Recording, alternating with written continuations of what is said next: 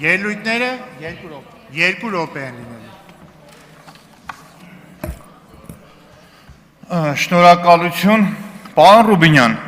ձեր փորը չէր ցավում, որ սուտ էիք խոսում։ Այդ որ ասում եք Ներողություն էլի մի վարքյան էլի, այդ որ տենց որոշել եք սրամտեք, իմ փորը ցավում էր, որտեվ կույրաղիքս հեռացել Հա, է։ շատ բան։ Հիմա մի վարքյան էլի, մի վարքյան։ Ասեք։ Եթե բոլորիդ նենց հետաքրքրում ասեմ, ամեն օր մի քիչ ավելի քիչ է ցավում, հիմա դեռ ցավում է։ Այլ մի վարքյան։ Իմ արհեստավորության տրակտի մասին այլ վերականգնեք իմ լռեք մի վարքյան։ վերականգնեք։ Մի վարքյան լռեք, ես ես խոսք կտամ կխոսեք։ Այլ հարցեր ունեք իմ արհեստամոքսային տրակտի մասին։ Եթե ունեք, խնդրեմ պատասխանեմ։ Խնդրեմ։ Իմ ժամանակը վերականգնեք։ Չունեք, Երբ որ խոսում են գործ սարքելուց, իմ վրա գործ կարես սարքել են կոռուպցիան բացահայտելու համար։ Երբ որ գնացել եմ Լիլիան ԱՌՄՍՊ-ի, բացահայտել եմ կոռուպցիոն մեծ գործարքը, գործ են հարուցել դրա համար իմ վրա։ Երբ որ բացահայտել եմ Ալան Թալանը, այդ դրա համար գործ են հարուցել, մի անգամ կանչել են հարցաքննության, ցուցմունք չեն վերցրել ու գործ են հարուցել։ Գործը դատանում է 5 տարվա էլ մեղադրանք են առաջադրել։ Երբ որ խոսում եք կոռուպցիայից, խոսեք, որ կառավարություն կամ այդ կասկադից շատ հետաքրքիր էր ձեզ, խոսեք, ասեք, որ օրինակի համար ոնց ա եղել, որ այս կառավարության ծրագրի մեջ անհասկանալի 125,000 ծրագրի չէ, որոշման մեջ 125,000 քառակուսի մետր հող տվել եք շինարարության համար։ Այդ արժեքը միլիոնավոր դոլարների տարբերությունը ո՞րն է։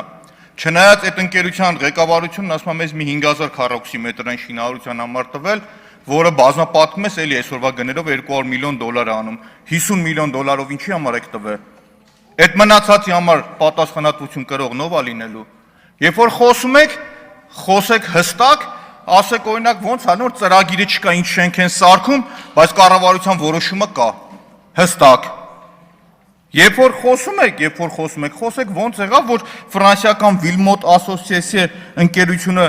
չգիտես կորավ թե ինչ եղավ, տեղը ուրիշ ընկերություն եկավ։ Իմիջիայլոց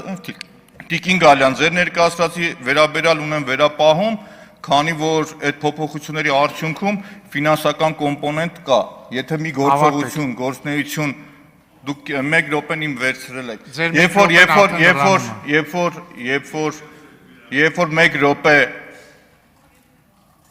Երբ որ փոփոխությունը տեղի ունենում ու գործառույթներն ավելանում են, առնվազն ֆինանսական փոփոխություններ ա լինում։ Իսկ ձեր առողջականը թող մնա ձեզ։ Իմ ասելու իմաստը ուրիշ էր։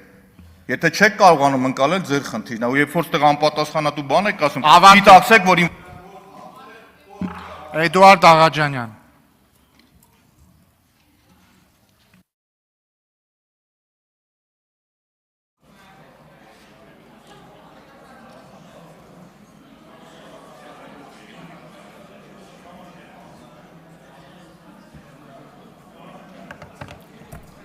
Շնորհակալություն հարգելի գործընկերներ, նախ ինչ-որ մեկը հասկացավ Մեսրոպ Մանուկյանի առաջի րոպեու կեսվա ելույթը ինչի մասին էր, ես կարծում եմ ոչ ոք չհասկացավ։ Հարգելի գործընկերներ, անկեղծ ասած, նախ ուրախ եմ շատ, որ ինձնից հետո Տիկին Հովսեփյանն է ելույթ ունենում, կխնդրեմ այս հարցին պատասխանեք, ես դրա համար եմ անկեղծ ասած մոտեցել ես ամբիոնին։ Ես տպավորություն ունեմ, որ մեր գործընկերները ինչ-որ որևէ միտք արտահայտելու համար տվյալ դեպքում օրինակ հիշեցնել աղքատությունը մարդկանց ուղեղում է վարչապետի հայտարարությունը, հա։ Բոլոր հնարավոր եւ անհնարին միջոցներով կփորձեն ինչ-որ ձևով sense կապել քննարկվող հարցի հետ։ Տվյալ դեպքում Տիկին Հովսեփյանը որոշեց այս արտահայտությունը կապել արտաքին գործերի նախարարության նոր անվան հետ եւ ինչա ասում։ Ասում է ես կարծում եմ, դիմելով Տիկին Գալյանին,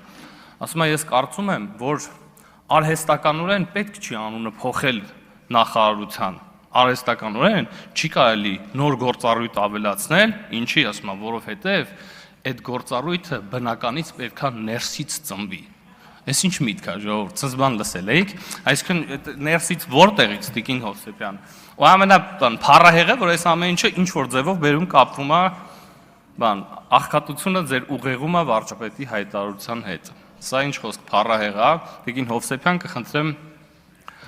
կես րոպե անց պատասխանեք այս հարցին, ոնց եք պատկերացնում, որ արտաքին գործերի նախարարությունում ներսից պետքա բխի այդ գործառույթը, մասնավորապես միջազգային առևտրի, կխնդրեմ պատասխանեք։ Արեգա Հովսեփյան։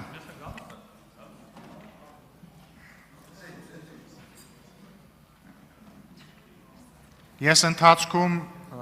մեկու մեջ եմ ելույթները տալու, որպեսզի բալանսը պահեմ խմբակցությունների։ Շարունակելով իմ հարցի տրամաբանությունը, բարեկեցություն ասելով ավելի բարեկեցիկ չենք դառնում։ Ես հույսով եմ, որ իմ գործընկերները դեռ կանդրադառնան գործազրկության աղքատության ընդհանուր Հայաստանում ցուցանիշներին, բայց ես իմ պարտքն եմ համարում անդրադառնալ արցախցիների շրջանում գործազրկությանը։ Արցախցիների շրջանում գործազրկությունը կազմում է 50%։ Այսպես է աշխատել սոցիալական հարցերի եւ աշխատանքի եւ սոցիալական հարցերի նախարարությունը, հասել այն բարեկեցությանը, որ հիմա արդեն արժե, որ նախարարությունը փոխվի բարեկեցության։ Արցախցիների շրջանում միջին աշխատավարձը 150,000 դրամ է կազմում, 150,000 դրամ։ Իսկ երբ որ մենք հիմա բացում ենք, խնդրում եմ լռություն պահպանել, իսկ երբ որ մենք հիմա բացում ենք ամենապարզ առաջին մտքին եկող կայքը, ասենք լիստեը մենք բացում, որպեսզի բնակվարձերի գներին ծանոթանանք, ստանում ենք մի հատ ահռելի պատկեր, թվերը կարող եմ հնչեցնել իհարկե, բայց ժամանակս կարծում եմ չի ների, ես իմ էջում կհրապարակեմ, պարզ մեծամասնությունը, ովքեր որ ապրում են վարձով, ուղղակի հնարավորություն չունեն անգամ շրջաներում, որովհետև այնտեղ էլ աշխատավարձն է ավելի ցածր, հնարավորություն չունեն իրենց կեցությունը ապահովելու։ Ես այդ ամենը հիմնավորված թվերով կներկայացնեմ շատ շուտով։ Այս առումով կառավարության ծրագրում ամբողջ այս փաթեթի վերաբերյալ կա ընդամենը մեկ նախադասություն. շարունակվելու է Ղարաբաղից տեղահանված 10,000 ընտանիքի բնակապահովման ծրագիրը։ Ինձ թվում է այսպիսով նաև իրենք են խոստովանում, որ տապալել են արցախցիների զբաղվածության հարցը։ Ես կրկնել եւ կրկնում եմ, որ նպաստների կարիք մենք չունենք, մենք ունենք աշխատանքի կարիք եւ այդ աշխատանքները պետք է լինեն արժանապատիվ, որի որ հնարավորությունը այսօր արցախցիները չունեն փաստացի, որովհետեւ տեղավորվել են ամենացածր վարձատրվող աշխատանքով։ Հետևաբար որևէ բարեկեցություն չկա, որևէ հիմնավորում չկա, որպեսզի դա կոչվի բարեկեցություն։ Շնորհակալ եմ։ Արման Եղոյան, նախապատրաստվի Ագնեսա Խամոյանը։ Շնորհակալություն։ Ճիշտ ասած, ես տարակուսած եմ արտաքին գործերի նախարարության անվանափոխության հետ կապված ընդդիմության աղմուկից, տպավորություն է, որ մի քիչ էլ խոսեին, պիտի ասեին ոնց է այդ սակրալ անունը համատեղում ինչ-որ առևտուր բառի հետ, միթե վայել է արտգործնախարարին զբաղվել առևտրով, նա պիտի զբաղվի արտաքին գործերով եւ ոչ թե միջազգային առևտրով։ Այդ մտածելակերպն է իշխել հանրապետությունում տարիներ շարունակ, երբ պետական գործիչները բարձրաստիճան չեն էլ հասկացել, որ արտաքին հարաբերություններ եւ արտաքին առևտուր բառերը նույնական են։ Աշխարհի բոլոր արտաքին գործերի նախարարները զբաղվում են միայն առևտրով։ Միայն, ոչ միայն տնտեսական առևտրով, այլ ընդհանրապես քաղաքական առևտրով։ Աշխարհի բոլոր արտգործնախարարների միակ գործը արտաքին միջազգային առևտրով զբաղվելն է, այսինքն առնելը եւ տալը, առնելը եւ տալը, առնելը եւ տալը։ Ճիշտ այնպես, պարոն Խաչատյան, ինչպես օրինակ Իսրայելի արտգործնախարարը օրինակ ցեղասպանության, հայոց ցեղասպանության ճանաչման հարցը իրենց արտաքին քաղաքական օրակարգ մտցնելուց հետո մտցրեց, հետո հանեց, հետո մտցրեց, հետո հանեց, այդ ամբողջ ընթացքում տեղի ունեցավ առևտուր, պարոն Խաչատյան, առևտուր։ Այն որ պարոն Վարդևանյանն ասում էր, վայ, վարչապետն ասեց մեր նահատակների մասունքները իրար գլխին են տալիս, իսկ որ առևտրի առարկա դարձավ հայոց ցեղասպանության միջազգային ճանաչման հարց, ու դա դարձավ, ու եղել է բազմաթիվ անգամներ, ու որպես կանոն դա եղել է միջազգային առևտրի հարց, դրանից չեք տարակուսում, բայց վարչապետի ալեգորիայից տարակուսում եք, այո, արտաքին հարաբերություններ եւ միջազգային առևտուր բառակապակցությունները հոմանիշներ են, թե բառի բուն, թե փոխաբերական իմաստով։ Եվ ժամանակն է ընդհանրապես, այո, պարոն Ղազարյան, շատ վատ է, որ դուք դեսպան լինելով, այդքանը չեք էլ ձեզ մի օր ես առանձին կանադառնամ, դուք էլ բացվեք ստեղ, ձեզ մի քիչ ֆորա եմ տալիս, ձեզ մոտ առանձին կանադառնամ, որ դեսպան լինելով, այդտեղից ձեռն այդ գլուխներին եք դնում չգիտակցելով, որ դուք պետք է առևտրով զբաղվեք, եթե նկատել եք, ես ձեզ ասեցի ավարտեք։ Ոչ թե Ագնեսա Խամոյան, նախապատրաստվի Էդգար Ղազարյանը։ Տիկին Խամոյանը 4 րոպե կխոսի, որտեվ նաև լրություն դալիճում։ Լրություն դալիճում։ Պարոն Մխիթարյան, լրություն։ Պարոն Սիմիդյան, լրություն։ Պարոն Սիմիդյան, լրություն։ Պարոն Տիկին Հակոբյան, լրություն։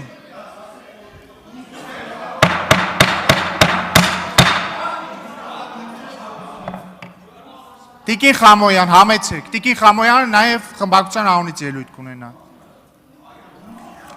Սկսեք, Տիկին Խամոյան։ Դե լրություն ապահովեք։ Սկսեք ձեր ելույթը։ Չէ։ Տիկին Խամոյան, սկսեք։ Սիրելի հայրենակիցներ, ես անկեղծորեն պետք է խոստովանեմ, որ այս 4 շաբաթների ընթացքում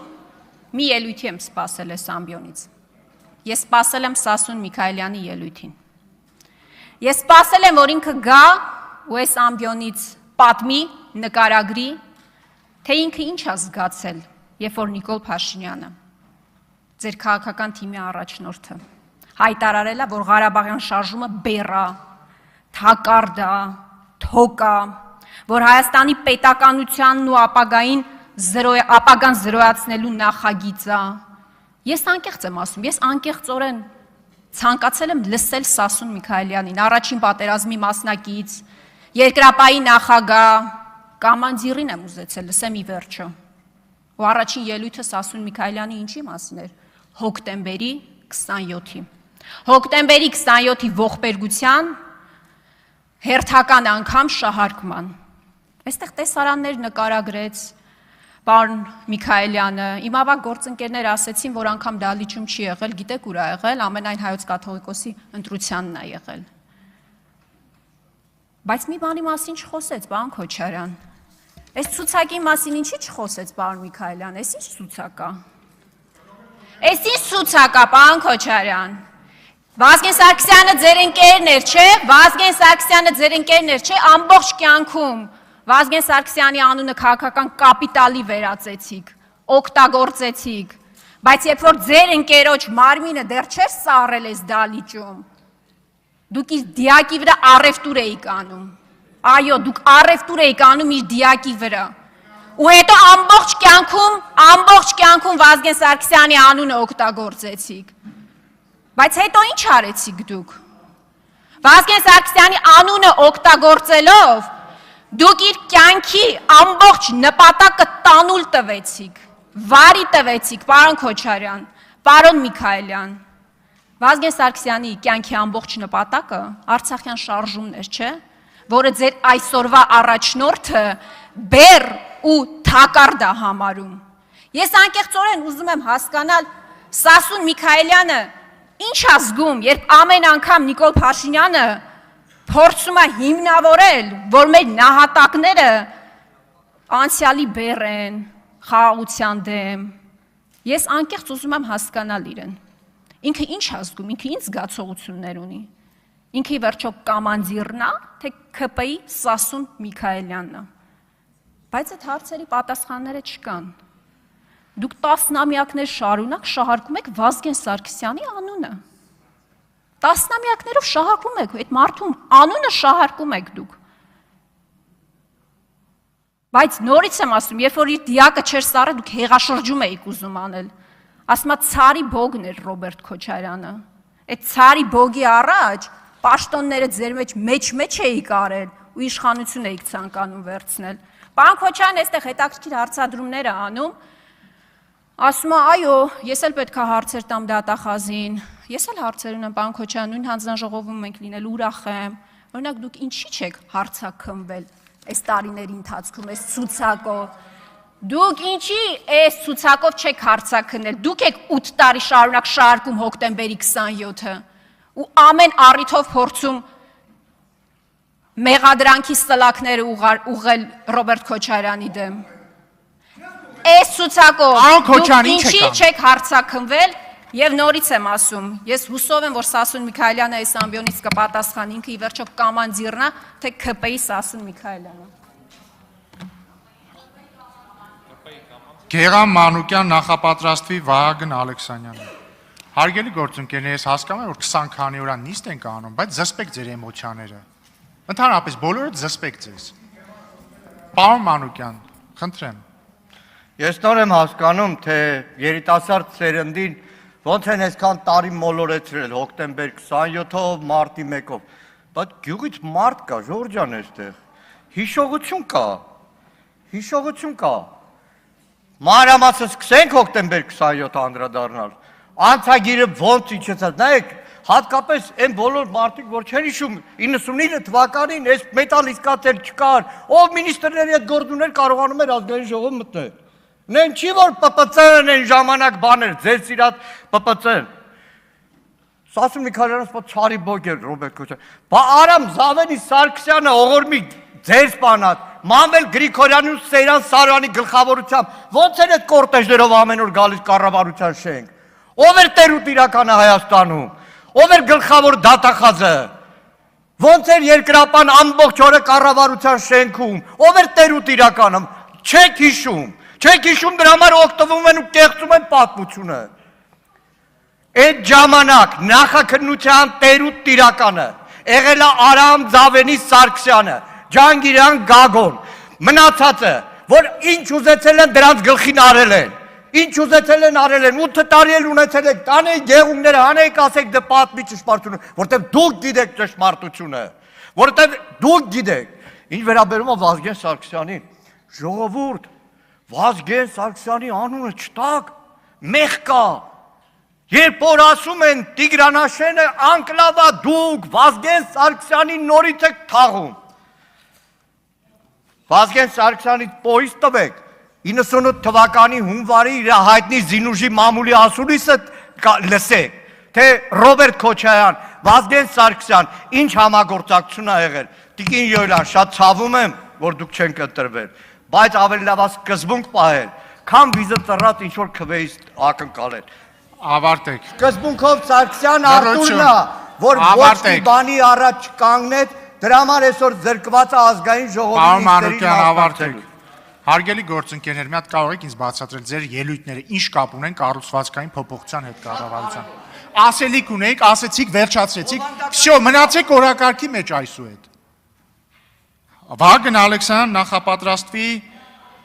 Էդգար Ղազարյանը։ Վագն Ալեքսյանը բնականաբար օրակարգի մասին է խոսալու։ Կա մարդ, որը կասկածում է դրան։ Միշտ իմ ելույթից առաջ եք հիշում, պարոն Ռուբինյան։ Մեծարգո նախագահ, հարգելի գործընկերներ, քննարկում են կառավարության կառուցվածքի նախագիծը, բնականաբար մեծ տեղ ունի նաև արդարադատության նախարարության գործունեությունը եւ դրա տիրույթը, հատկապես այդ տիրույթում կարծում եմ հոկտեմբերի 27-ի գործը, որպես այդպեսին, այդ ամեն ինչի մեջ շատ կարեւոր տեղ ունի, որտեղ որ գալիս եք ստեղից ասում եք հոկտեմբերի 27, հարգելի գործընկեր։ Մեկ հիշեք ձեր առաջնորդին միջև հոկտեմբերի 27-ը։ Մեկ հիշեք ձեր առաջնորդին։ Մեկ հիշեք, ինչ էր ասում ինքը իր մասին։ Ասում էր ես լինելով նախագահ իշխանություն չունեմ, ես անկախ արբիտր եմ, ընդամենը արբիտր եմ, ամբողջ իշխանությունը վարչապետի ձեռքում է եւ խորհրդարանի ձեռքում է։ Հոկտեմբերի 27-ին ինչ եղավ։ Խորհրդարանի նախագահ սպանվեց, վարչապետը սպանվեց։ Եվ ով զարմանք, այն եղնիկներով սվիտրով Հայաստան եկածը դարավ միլիարդատեր։ Պարոն Մանուկյանն էլ որ այսօր 200 միլիոն քեշ դոլարի կողքը նստած գաղստեղ ասի կոռուպցիա են բացահայտել։ Պարոն Մանուկյան, կոռուպցիան բացահայտելու համար ստեղ գալ հասնել պետք չի, որ ձեզնից աչ թեքվեք, կնայեք ուղիղ կոռուպցիայի աչքերի մեջ, պարոն Մանուկյան։ Ասում է Անդրանիկ Քոչարյանը եւ թիմակիցները Վազգեն Սարգսյանի սպանությունից հետո պաշտոնների ցուցակ էին ներկայացրել եւ Տիկին Խամոյան այդ ցուցակից գոնե մեկը նշանակվել, հա, չի նշանակվել, որովհետեւ Վազգեն Սարգսյանի սպանությունից հետո Ռոբերտ Քոչարյանը մաքրել է ամբողջ պետական ապարատը Վազգեն Սարգսյանի կադրերից։ Եվ այո, Վազգեն Սարգսյանի սպանությունից հետո պետք է իր թիմակիցները Հայաստանում իշխանություն ունենային, բայց չունեցան, փոխարենը Ղարաբաղյան կլանը եկավ ու Հայաստանում զավթեց իշխանությունը, զավթեց, հարստահարեց ու 200 միլիոն դոլարը ջեբները դրած հիմա էլ նստած է, որ գաքստեղ ասեք, մենք կոռուպցիա ենք բացահայտում։ Դուք կոռուպցիա մի բացահայտեք։ Դուք որպես կոռուպցիա դրսևորում ինքնաբացահայտվեք։ Շնորհակալ եմ։ Սիրելի բարեկամներ բոլոր խմբակցությունների։ մեր նիստի ավարտին մնացել է մոտավորապես տենց բոլորը որ կպցնենք իրար մի ժամ։